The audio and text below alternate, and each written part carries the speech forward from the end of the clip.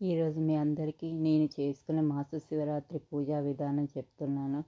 మాస శివరాత్రి అంటే అమావాస్య ముందు వచ్చే చతుర్థిని మాస శివరాత్రిగా జరుపుకుంటారు అందరూ.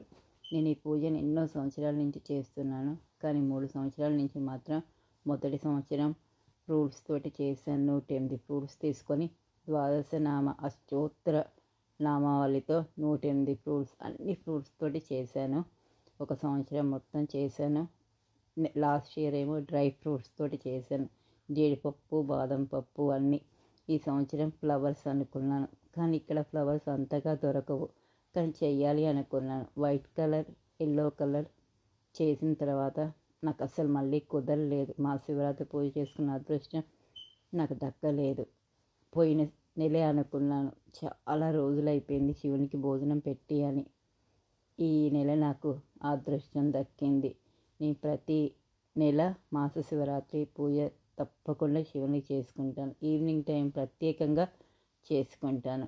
ఈవినింగ్ టైం అభిషేకం చేసి శివుని బాగా అలంకరించుకొని ఆయనకి పూజ చేసుకుంటున్నాను. కానీ ప్రతి నెల మాస శివరాత్రి 108 ఫ్లవర్స్ ఏదో ఒక రంగుతో చేయొచ్చు. ఇండియాలో ఉన్న వాళ్ళకైతే ఇంకా బాగా చేసుకోవచ్చు, వాళ్ళకైతే ఈజీగా ఫ్లవర్స్ దొరుకుతాయి. ఇక్కడ నాకు అంతగా ఫ్లవర్స్ దొరకవు.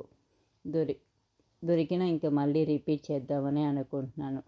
ఇంక దొరికిన ఫ్లవర్స్ తోటి చేయాలి కదా, మనం అనుకుంటే కాదు కదా. ఈ ఈ ఈ నెల మాత్రం నేను పింక్ కలర్ ఫ్లవర్స్తో చేయాలి అనుకున్నాను. దొరుకుతాయో లేదో అనుకొని షాప్స్కి వెళ్ళాను, కానీ బాగానే దొరికాయి. శివానుగ్రహం ఉంటే అన్నీ దొరికిపోతాయి కదా, మంచిగా దొరికాయి. నేను ద్వాదశ అష్టోత్తర నామావళితో ఒక్కొక్క పువ్వు ఒక్కొక్క నామం చదువుకుంటూ శివునికి పూజ చేసుకుంటాను. అలాగే రోజంతా ఉపవాసం చేసి సాయంత్రం చక్కెర పొంగలి, పులిహార, ఉసిరి పచ్చడి అన్నం అండ్ కందిపప్పు అన్నం, పెరుగన్నం, కొంచెం పెరుగన్నంలో కొంచెం సీ సాల్ట్ కలుపుతాను. ఇవి 5 నైవేద్యాలు ఎన్నో సంవత్సరాల నుంచి శివునికి పెట్టుకునే అదృష్టం శివుడు నాకు ఇచ్చాడు. నేను చాలా అదృష్టవంతురాలని అనుకుంటాను. నా చేతి వంట శివునికి పెట్టే అదృష్టం, నా చేతితో చేసి శివునికి పెట్టే అదృష్టం నాకు దక్కింది కదా. అందుకని ఎంత బాగున్నారో 108 పూలతో ద్వాదశ జ్యోతిర్లింగ అష్టోత్తరం చేస్తే ఆ డెకరేషన్లో శివలింగం చాలా చాలా అందంగా ఉంది. ఏంటో శివుడు ఇక్కడే కూర్చున్నాడా అనిపించింది నాకు ఈరోజు. రేపైతే అమావాస్య శుక్రవారంతో వచ్చింది కదా, లక్ష్మీదేవికి ఇంకా బాగా చేసుకోవాలి అందరూ. ఈసారి నాకు ఎందుకు అనిపించింది వారాహి నవరాత్రులు చేయాలని. శనివారం నుంచి నేను వారాహి నవరాత్రుల పూజ కూడా మొదలు పెట్టుకున్నాను. ఎంత బాగున్నాడో శివుడు. పింక్ కలర్ ఫ్లవర్స్ బాగా సూట్ అయ్యాయి. మాకు సాయంత్రం సన్సెట్ టైంకి మా దేవుడి పటాలన్నిటి మీద పడి మాకు అసలు ఎండే రాదు. ఎండ వస్తే మాత్రం దేవుడి పటాల మీద తప్పకుండా ఎండ పడుతుంది. చాలా పవర్ఫుల్గా కదా ఎండ దేవుడి పటాల మీద పడితే. నాకు కూడా చాలా ఇష్టం. అందుకే ఈవినింగ్ పూట చాలాసేపు నేను దేవుడి మందిరంలోనే కూర్చుంటాను.